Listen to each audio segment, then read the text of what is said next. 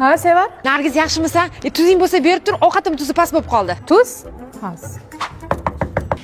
Ho, Sevar. Nargiz, bo'la qotiz pampers ber, bolam tegi o'tib ketdi. Bo'l tezroq. Biluvdim shuni so'rashingni. Ma blogi bilan o'rtoq. Hozir. Voy, o'lmasam, hech pulsiz beraman, faqat menga.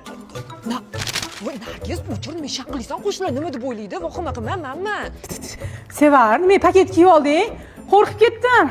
Uyimda kosmetikam qolmabdi. Men bu bashara bilan ko'chaga chiqa olmayman, odamlar qo'rqib ketadi-ku. 100-200 dollar berib tur shunda. Men basharani to'g'rilab olay, kosmetika olib bo'lmasa, erim ham qo'rqib ketadi. Olib chiqib chiq. Voy, nima? 200 dollarga ham kosmetika olar ekanmi? Bor, undan ko'ra ham kosmetikdan ol. Voy, Nargiz, undan ko'ra pul bergim kelmayapti deb qo'ya qol. Bo'pti.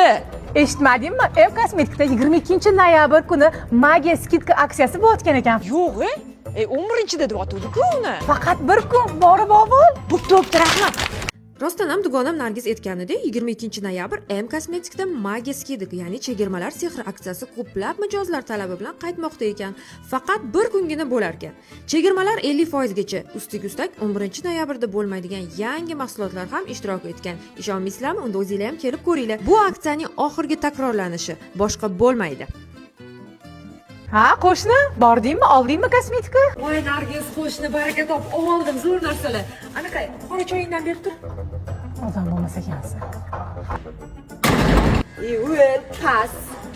Shoshiling, 22-noyabrda istalgan M Kosmetik do'konida foydali xaridlar qiling. Keyingi aksiyalarni o'tkazib yubormaslik uchun M Kosmetik o'z sahifasiga obuna bo'lish esdan chiqmasin.